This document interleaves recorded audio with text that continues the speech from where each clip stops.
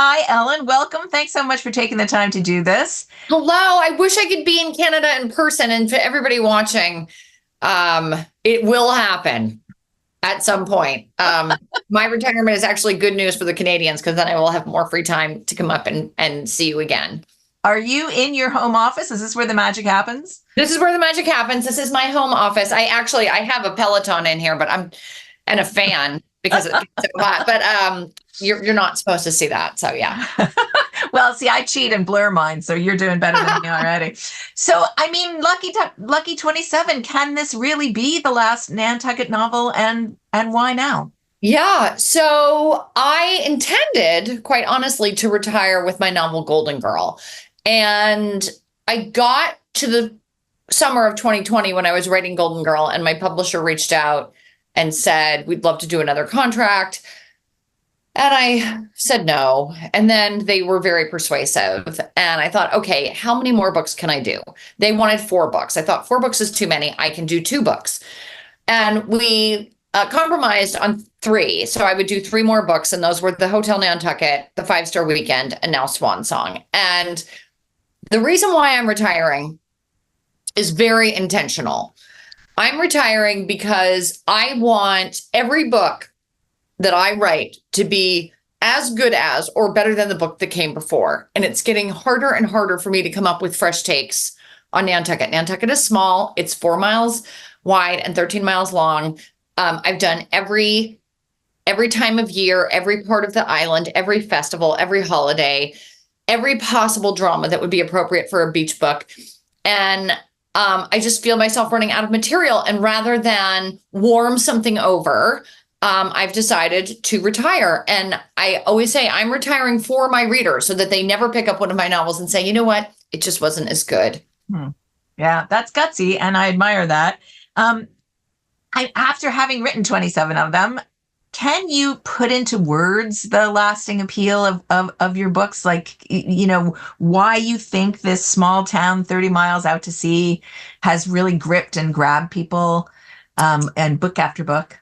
Well, I mean, there are a couple of answers to that question. The first is Nantucket specifically. Nantucket is unlike anywhere else in the world. It is, an old whaling town, whaling captains and whaling ship town. And it has cobblestone streets. It has been historically preserved to the nines. I mean, when you go downtown, all of the antique houses are perfectly preserved. They all have the white fences and the flags flying and the window boxes bursting with flowers and little pocket gardens. And it is as beautiful and cute and charming as you can possibly imagine.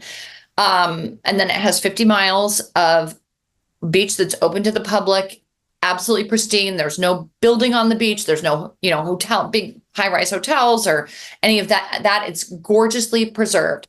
And the combination of those 2 things makes for basically a vacation paradise. I also think that people, at least in America, people love their summer times. Kids are out of school. Things are a little bit more relaxed. The weather is nice. And so people have special fun traditions that they do in the summer, and having a book that sort of represents summer fits right in there. It also gives people who haven't been able to have like a traditional summer, it gives them a piece of summer. So they're able to read and at least escape to the beach if they can't get there themselves. Yeah, I'll tell you, we love our summers here too. They may be a bit shorter, but we max them out. So Yeah. I get what you're saying. I love your structure in this book because your trilogy of main characters, there's the police chief, there's the real estate agent, and there's the couple who run the organic farm. So Yes. among those 3, they really cover every aspect of the island. Was that something you wanted for your last book, to have like that big 360 view? Yes, I definitely did. I wanted a lot of things for this book. It was super challenging because I wanted it to stand alone as a novel. So, and it does have a premise, that is a little mysterious. So right at the beginning, there's a fire and then a person goes missing. And so I wanted it to stand alone as a novel where you want to find out what happens. I also wanted it to be representative of all 27 of actually all 30 of my books, because for those of you Canadians who've read my trilogy that takes place in the Virgin Islands, One of my characters starts, so there's one scene set in St. John because she starts out in the Virgin Islands. And I did that very intentionally because I wanted to give a nod to my Paradise books. And I know a lot of Canadians have read them. But I wanted to bring back characters from the course of my work. And so I bring back characters from the Castaways, characters from the Rumor, characters from a lot of other books as well, little cameos. And then I wanted to have it end in a way that ended the novel, but also was like my own personal goodbye. Mm-hmm. I don't want to give away anything because I want everybody to discover it. But did you cry when you were writing it? I got a little misty when I read it. At the end, I sobbed. And so one of the fun things that I've done, the audio book, they asked me to read the last chapter. And I have a podcast. We can maybe talk about that later, but I have a podcast. So I went into the podcast studio to record the last chapter, and it was me and the engineer. The engineer is also a noted Nantucket photographer and has lived here many, many years. And I was reading the last chapter, and both of us are bawling. We had to stop. Took me 3 times to read the last chapter because it's so bittersweet and so poignant, and really a goodbye to my characters and goodbye to the island. And we're both crying. I knew I was going to cry. I didn't know Kit was going to cry. It was pretty funny. I hope you left some of the crying on the audio because I love when you hear catch in people's voice, you know. You do a great thing in your books, which is that you use Nantucket as a narrator. The we all think this, or Nantucket thinks this. When did you hit on that, and what does that give you? So that first appeared in my novel Summerland, which came out in the summer of 2012. That novel is about some teenagers 4 kids that are in a Jeep crash, one of whom dies, one of whom is paralyzed. And it's so tragic that I wanted to use the we as sort of the community that's been thrown into shock. And it was important to me. And I think at that point, also, Johanna, had the confidence of a writer, as a writer who could do that. Like, it takes to write in a non-traditional point of view takes a lot of confidence and a lot of chutzpah. And I decided, okay, I can now, like, I sort of knew what I was doing at that point.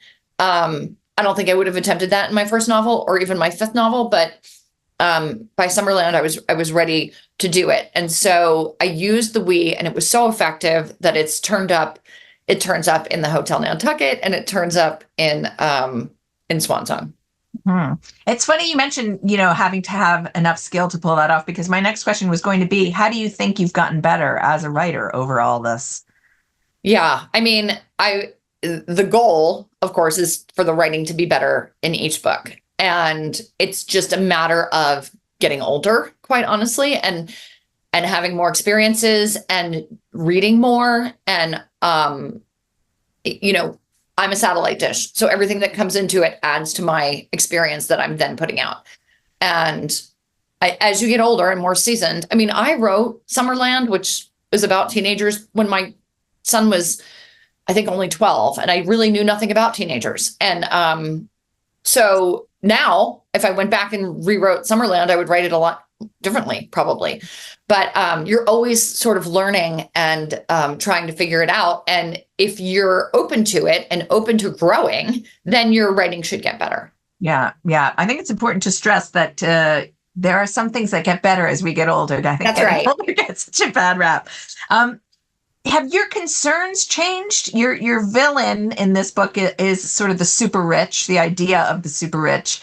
And I feel like your latter books, there's a real awareness of like the people with money and the people without money. And you're walking a fine line because you want your books to have that kind of like very grabby, sexy, glamorous appeal. But you're constantly also reminding us that takes a lot of hard work from a lot of people who we don't see or think about very often. When did all of that sort of creep into your consciousness?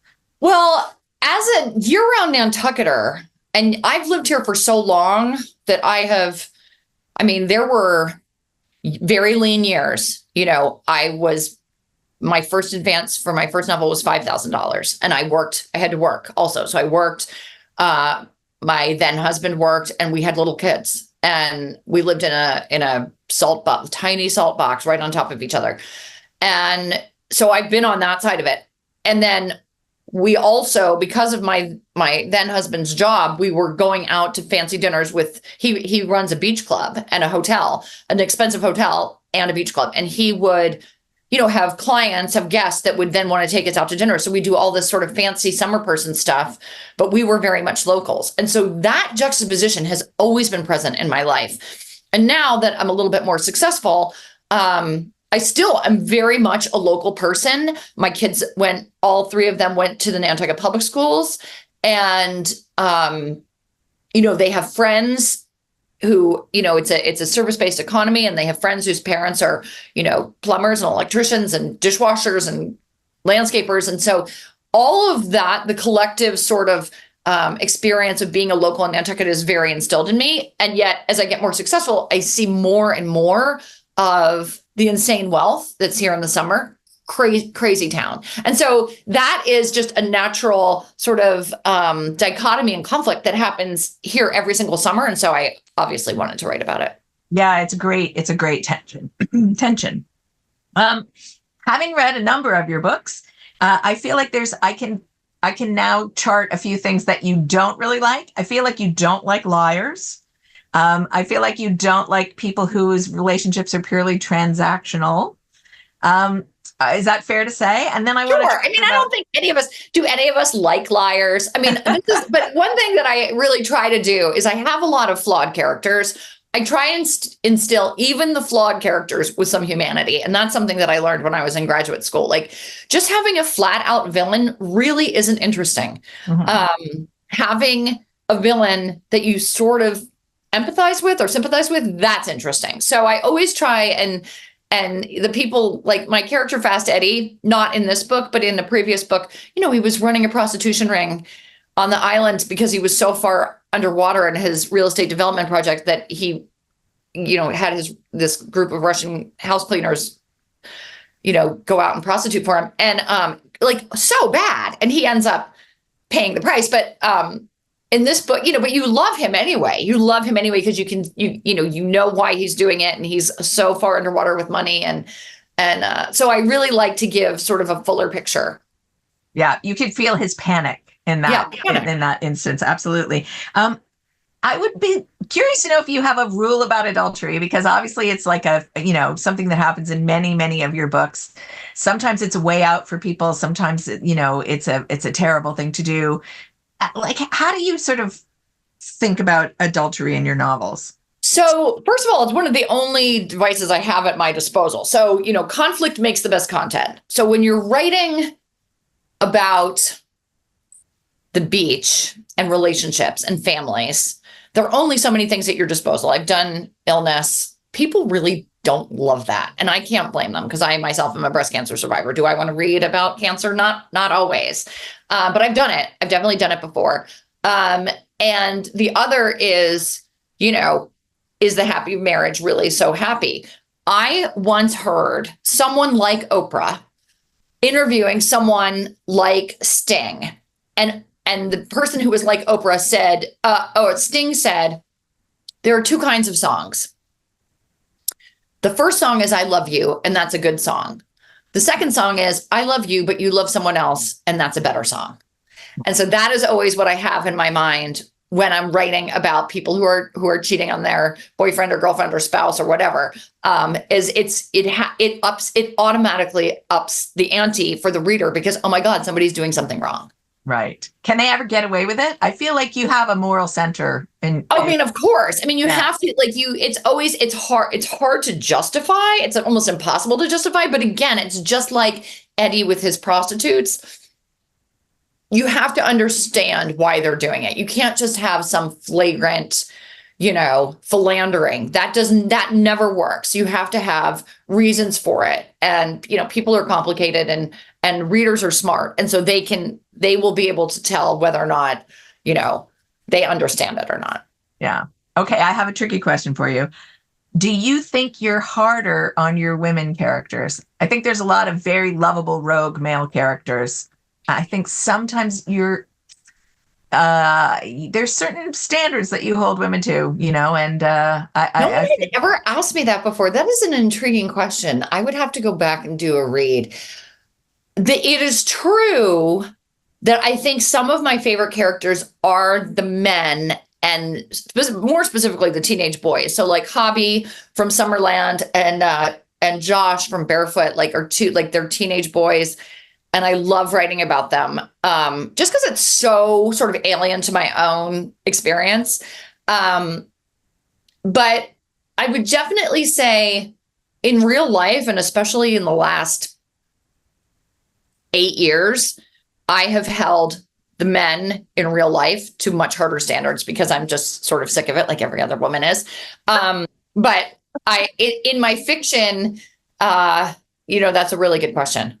yeah, you have some imperious women, you have some kind of demanding, a little bit selfish, it's just interesting to see sort of what we as women, a person you think a lot about humans and characters, and I feel like what you don't like shows up in these characters. Yeah. I mean, I would say, do I think I might hold my women characters to higher standards than men? Yes, because in general, I think women are, the smarter sort of, I don't know. I think that they're superior, like in so many ways that they aren't given credit for. Yeah.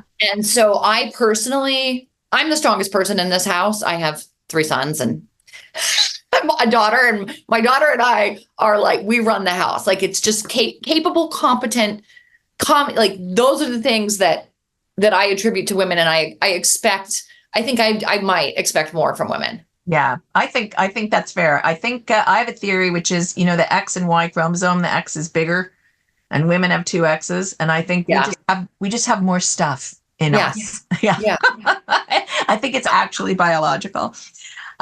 Now, your book, The Perfect Couple, is about to be a series, right? Starring Nicole Kidman and Liev Schreiber, which is kind of, the casting is kind of like an Elin Hilderbrand novel because, as everybody probably knows, Nicole's best friend, Naomi Watts, used to be married to Liev, and now they're going to be playing. So it's sort of like, if anybody ever doubts whether the Elin Hilderbrand stuff is true in real life, it is.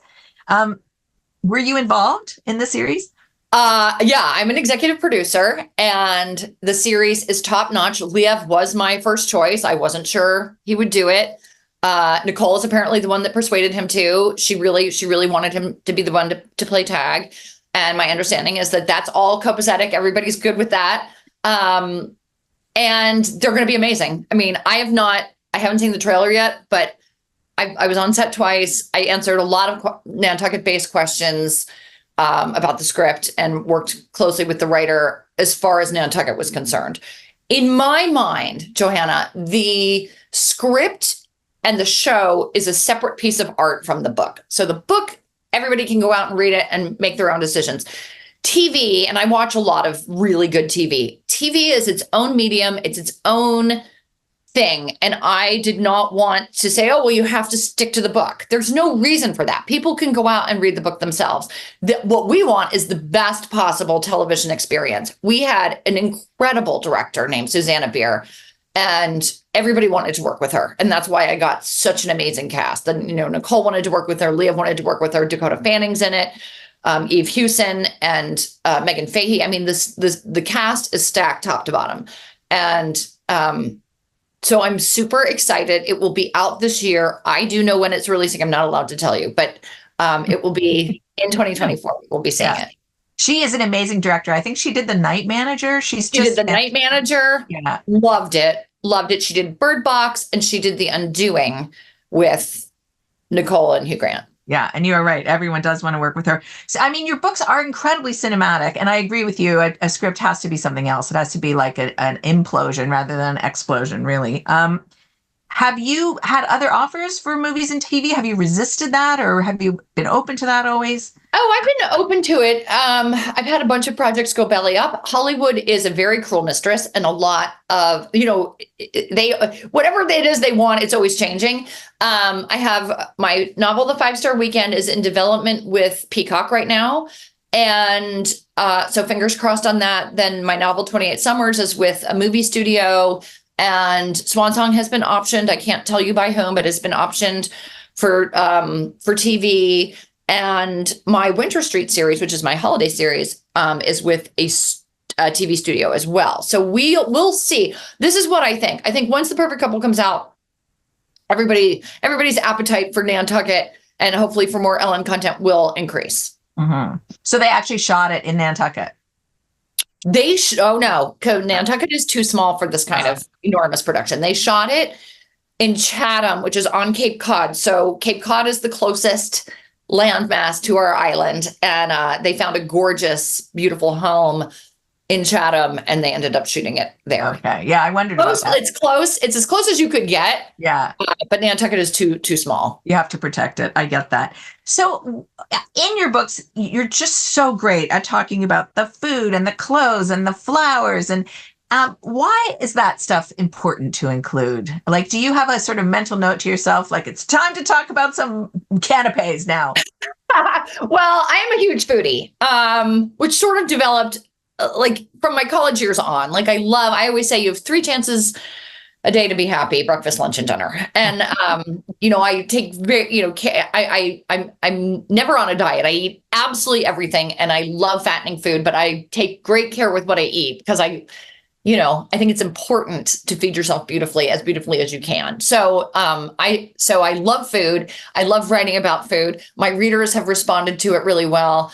Nantucket is so aesthetically beautiful that writing about the gardens, and the flowers is natural. Writing about the beach, writing about the picnics, writing about the lighthouses, and then the clothes. Nantucket is in summer is like a little bit of a fancy place. There are a lot of cocktail parties, there are a lot of benefits, and people care about what they wear. It is not a casual place. Martha's Vineyard, a little bit more casual. Nantucket, people get dressed up. And I also think this. I have had a lot of readers reach out to me and say that my books are an escape for them. They have problems in their real life, or they have a long commute, or they're in the hospital and their father is dying, or they're sitting in the chemo chair, and what they want is an escape. And if my books can provide an escape by talking about clothes and flowers and delicious food, then that is what I want. That is my purpose. I want to give them, all the aspirational wish fulfillment that they need. Mm-hmm, mm-hmm. Let's talk for just a second, though, about the fine line, I think, between aspirational and inaccessible. Like, you don't want to hammer it home so hard that people feel bad instead of good, right? Like, how do you navigate that? I don't know. I feel like when I'm watching The Crown and I'm watching Queen Elizabeth and like the way she gets woken up by the bagpipes, I'm never going to be woken up by bagpipes ever. But to watch it is like you get so excited when you see beautiful, exquisite things because it makes you, I don't know, it just makes you happy. So that's what I'm trying to do. I'm trying to just make it feel like, you're part of the experience. And that's really the trick, is to make people feel like they're at the picnic. Right. That's very important, that you're in on it rather than excluded from it. Right. Yeah. That's what your books do. Do you have a secret to writing sex scenes? Because I feel like your sex scenes are sort of just enough and never too much. Like, okay, thank you. Yeah. For the record, it is absolutely the most difficult thing to do. And I have always erred on the side of too little rather than too much.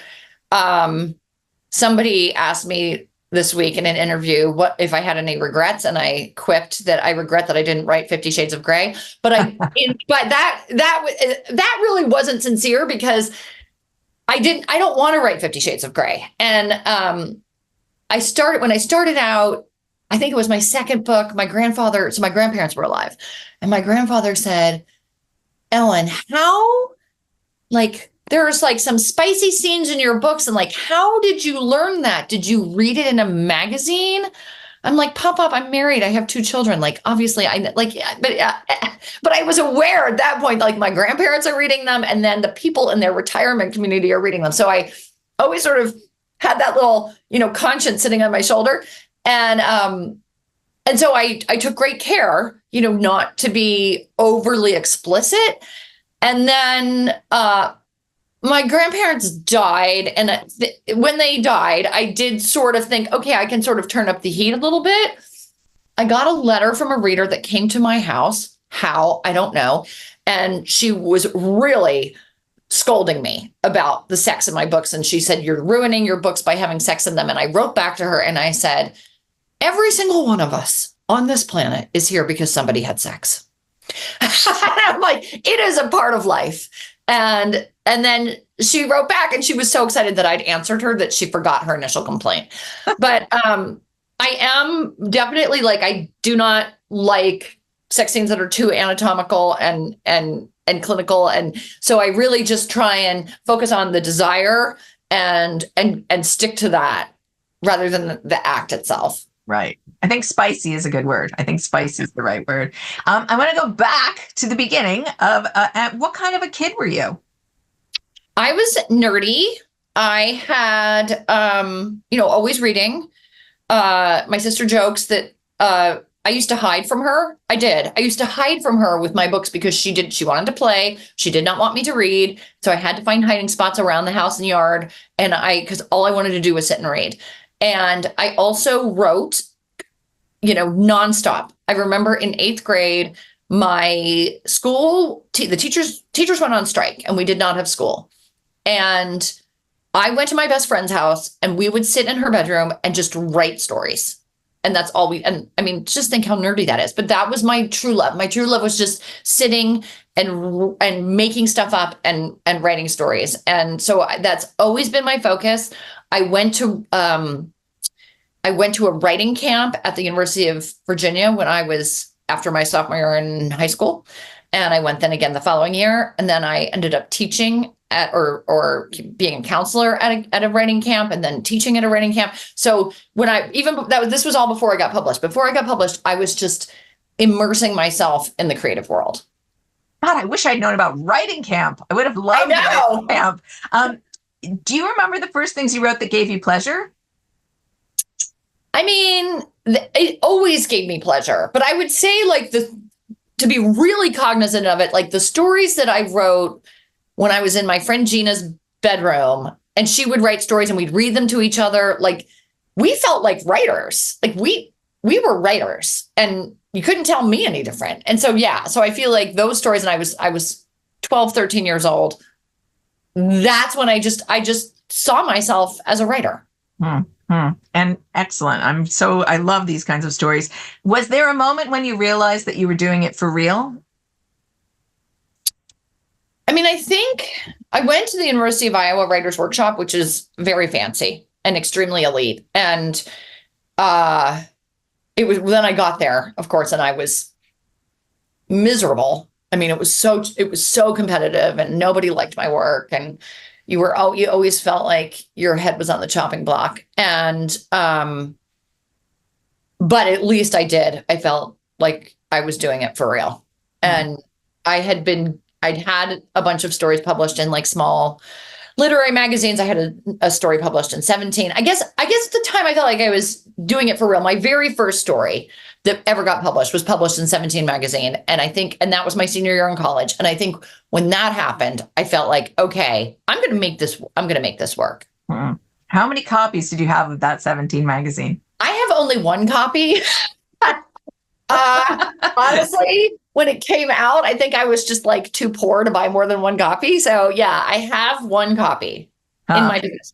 I remember when my first story came out in a magazine and I was standing in the convenience store near my parents' house and it was on the rack.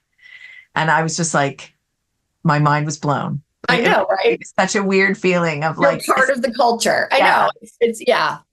Do you feel like Iowa was hard because you weren't writing the right kind of book, like a book that's directed toward women's lives, a popular book? There is a snootiness around that, isn't there? I mean, there is. And especially, I think at Iowa in the mid 90s, there was.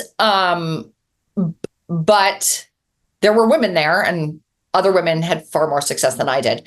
I think, and I wasn't writing about Nantucket or the beach at that time. I was writing what I would consider to be literary short stories. I think my style of writing was it had a little bit more surface energy and was a little bit lighter than I didn't write about dark and gritty things. I just didn't. I mean, I, skewed to things that were maybe a little bit more, popular, like commercial. Mm-hmm.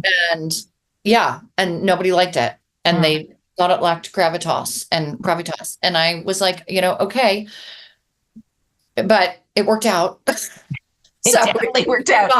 Yeah. Did you pick up anything there that was useful to you? Oh gosh, yes. The main thing, that I picked up at Iowa was my work ethic.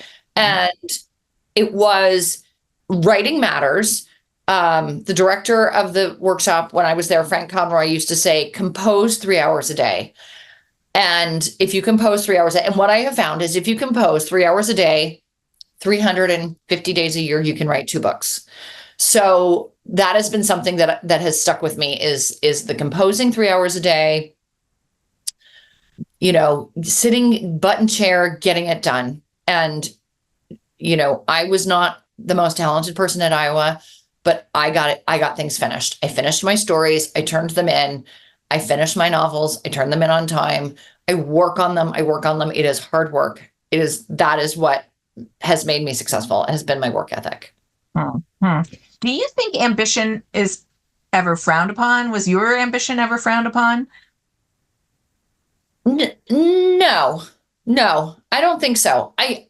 I'm not entirely sure that I would call myself an ambitious person. I really was just trying to be consistent, Yeah, 350 and days a year of working is. Yeah. I mean, it was never like, it was never like, I want to do this, I want to hit number one. I did want to hit number one, but I never went out with that kind of, that's the ultimate goal. And if I don't reach it, I've failed. So it's like, I want to be equal or better to what I did the year before or different from in some significant way. But consistency for me is key. And anybody who knows me, my friends and even my ex-husband, like I am predictable. Like I'm going to show up like things, I exercise every single morning and my kids will tell you like, unless I have travel plans that cannot be changed, I am up exercising. It is a discipline. I am disciplined and I'm consistent and I always do what I say I'm going to do. And that's really helped with the writing. Do you have, I don't see it on the wall behind you or anything like that, but I imagine that you have one of those murder boards with the threads that connect all the characters or the like today we're talking about like, here's, food, sex, wine, blah, blah, blah. Like, how do you keep it straight in your head? You're juggling a lot of people. You've written a lot of books. Like, how do you organize things for yourself? I think honestly, Johanna, it's internalized because I don't have a murder board. I've never had a murder board. And I just keep it in my head. I also I don't plot my novels. So I just know who my characters are. And that's what it is. It's learning your characters. And you can only do that gradually. So you certainly don't come and sit down to a novel knowing who your characters are, right? You learn them day by day and you learn them by writing them every single day. You write them, you revise them, I think about them all the time. And then it's like moving in with a new roommate. Okay, so how many of us have taken our children to college and dropped them off and you meet the roommate and you're like, he seems perfectly nice on day one, right? And then 3 months in, a lot of things have been revealed about the roommate, maybe good, maybe bad, right? And that's the same thing with your characters. So you're constantly learning things about them. And then once you know them, then you put them in these situations and you drop them into a scene and then they act how they act. But I never plot things out. I always sort of let the characters do the unfolding. So that's where you start with character and then plot comes out of who they are and what they want. Yes. And how much do you know about the ending when you're starting? Well, in Swan Song, I didn't know there's sort of 2 endings to Swan Song. There's the ending of the actual story, the fire and the missing person. And then there's the ending of the book. I knew the ending of the book long ago. we're not giving anything away. I didn't know that what was going to end up happening with the fire and the missing person until I got pretty close to that point. But I knew when I started the novel, I knew the kind of things that were going to unfold. But a lot of that novel just happens when you sit down and you write. And I'm so grateful, that I don't have to stick to an outline, and I don't freak myself out that way. I'm just like, it will come to, when I sit down, it will come to me. How much of your writing is rewriting? So I take 6 weeks in the fall. And this was something that started with my novel, A Summer Affair, and The Castaways. Right around that time period, I realized that I am not getting it right on my first try. And so I would hand it in, and then my editor would give me often lengthy notes. And I then started taking 6 weeks in the fall where I would do my revisions. And when the kids were little, I was doing those revisions on Nantucket. And then eventually I started going to Boston. So I now go to Boston for 6 weeks in the fall, and I'm out of the house and I light candles like I'm Emily Dickinson in the 1800s, and I just hunker. I really don't do anything other than do my revisions. I don't really bathe. I mean, I do take out like DoorDash, and I'm just so focused on doing the revising. But that is when the magic happens, right? You already have the characters. You already know what the book is about. It's done. It's a first draft is finished. And then you go back in and you just have to make it better. So you just live it. For 6 weeks, you're just living that book. I am living that book. I love that idea. Do you have any ego around revisions? No. My editors are always right. I've been so lucky. I did 20 books with a woman named Reagan Arthur, who was until recently the head of Knopf. She left. She was my editor for 20 books, and then she went to Knopf, and brilliant. And then she left, and I thought, oh no, what will happen? And her colleague, Judy Klain, whom I'd been friends with the entire time I was with Reagan, took over, and Judy did such a great job, and she edited Swan Song. Reagan and Judy are literally two of the best in the business. And we worked so seamlessly together. But my mantra was always, the editor is right. Okay. Nothing. And they gave me some tough assignments. And I didn't want to, a lot of it I just didn't want to do, but I did it anyway, because their job is to make the book better. They are seeing it from the outside. I'm living it, as we just said. They're seeing it from the outside. So they are able to tell me how to fix it. And I trusted them every single time. I did exactly what they said, and it worked out. I mean, I think that's why you are you, and your books all work. So you went to Nantucket in 1993. You were going to spend the summer there. You write in the book that you went back to Manhattan and you cried and you knew. It's remarkable to me that, a person sort of finds a place and falls in love and knows, and then you committed in such a big way. Was that characteristic of you, uncharacteristic? Like, what did that leap feel like of like, oh, I have found my place? I feel like it was there was never a doubt in my mind. Never a doubt in my mind. I came to Nantucket, and I remember the boat pulling into the harbor, and I saw it, and I thought, I am never leaving. I mean, I had to leave because I was teaching, and I had to go back to New York and do a year of teaching. But basically the entire year of teaching, I didn't even entertain doing a second year. I'm like, as soon as this year is over, I am going back to Nantucket. I am moving there. And that's exactly what I did. And I knew that was just where I wanted to be. And that has been, along with always knowing that I wanted to be a writer, like the great blessing of my life is finding a place that I could call home that has been so inspiring to me. Yeah. Well, you write about it beautifully. I want to talk to you about sort of the big themes that run through your books. I think that there's a lot in your books about forgiveness. And I think there's a lot in your books about generosity, and maybe they're the same thing. But is that something that you have come to over time? Is that something that you've always been concerned about? Like there's always a moment where your characters, however badly they've behaved, they kind of have to forgive one another, right? Yeah. How important is that to you?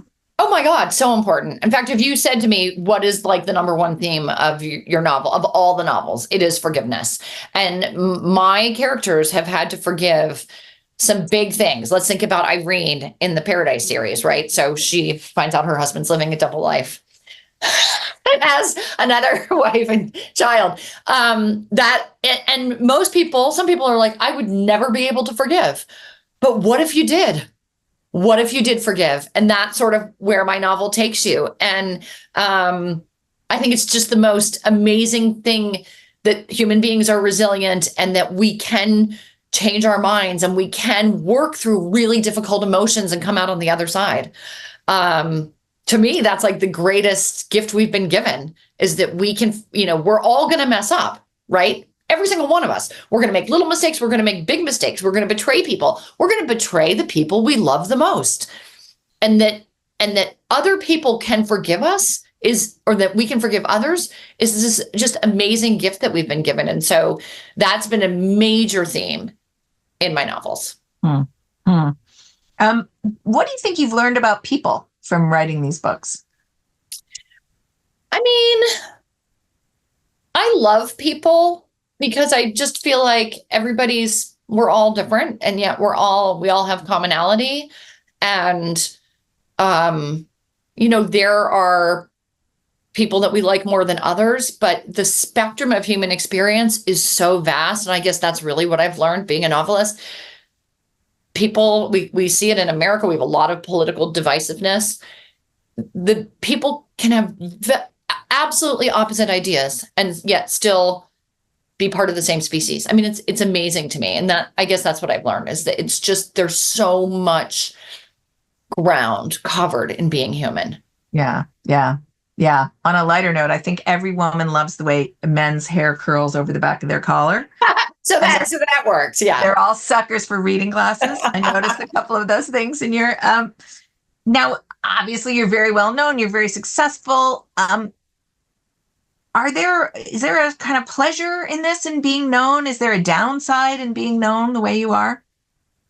I have found it's changed. I used to love getting recognized here and elsewhere. And it's very gratifying to have, I've done signings, Johanna, where 3 people have come. I did a signing, in Miami where 6 people came. And then I went back to Miami in 2019 when I was really pretty famous and only 12 people came. And I walked into the room and I thought, this isn't for me, but it was. There were only 12 people. And I thought, okay. And now, it's really changed. And I will have, I have hundreds of people at my signings, and I'm so, so grateful for that. And I never take that for granted. At the same time, like now in Nantucket, it's very difficult for me. I always wear sunglasses downtown. I put a hat on because I just get stopped, and it's okay unless I'm with my kids or my friends, and that I really just want to be enjoying my kids and my friends. And I have a lot of sympathy for people who are more famous than me, who basically can't go anywhere. I feel for Taylor Swift. I love her so much. I want her to be happy. And I just feel like she doesn't get cut a single break. And sometimes you just want to be a person. And so as I edge closer to not being able to go out and enjoy time with my family and my friends, I think, what have I done? Yeah. Have any Nantucketians objected to you making their island so well known? Oh, probably. Not in my earshot. Probably, yeah. And it's going to get worse with the show. I just try. The thing is that everybody on this island makes their money in 6 months, right? So we make our money between, the end of April and the end of October. And a lot of people depend on tourism. Like, we need tourism. This island would go upside down without a strong tourism industry. And so I'm contributing to that. And there are probably some old timers who think it's too much. Nantucket is self-regulating. Only so many people can come on the boat. Only so many people can come on the planes, and only so many cars can come. So if it's always maxed out in the summer. And then hopefully what's happening with my readers is that it's being pushed out to the shoulder season, so that their shoulder seasons, the shoulder season of the economy is more robust than it was. And if that's happening, then I think people for the most part are pretty happy. Right. Although if you do, it sort of seems like you haven't ruled out writing another Nantucket novel if the right story comes along, and Right. maybe the island plotting to kill its most famous author is an One never option for you. knows. One never knows. So I'm going to ask some questions that the audience has been asking, but I want to ask you one more question. Uh, you thank your fans at the end of Swan Song, and you mention a letter that is meaningful to you. And I know we don't have time for you to read the whole letter now, but I wonder if you can just put into words why, sort of what the gist of the letter is and why it meant so much to you to get this from a fan. Yes, and I meant to bring it. No, I forgot it. I have a letter. I carry it with me in my purse. It was given to me from a reader in Tampa, Florida. And it just details her struggle with infertility and then her miscarriages. And then finally she gives birth to a baby girl. And then she goes into postpartum depression. And the letter talks about all of that and talks about how she read my books in each one of those stages and how it sort of took her out of her present circumstances and made her feel like she was at the beach. And I keep it in my purse because it reminds me, I'm sorry, I'm getting emotional. Yeah. Every time we talk about this, it makes me emotional. It reminds me that, beach books have purpose and that what I'm doing is not, it's not for glamour. It's not for money. It's for this. It's so that this reader and a lot of other readers can feel better, and Yeah. can just escape. And so that's why I carry it with me everywhere I go, because I'm like, this is why you're doing it. And this is why, a lot of times when I'm standing, I'm sitting signing and I have 500 people in line and I'm like, I'm going to be here for 4 hours. My hand hurts and my face hurts from smiling. I'm like, but this is why you do it. This is why you do it. I'm handing you a virtual tissue. Thank you. And I want to say that, we laugh out loud, and I feel like people should be able to cry out loud. I feel like it's exactly the same thing. So I'm touched that it makes you emotional. I think it should. Yeah.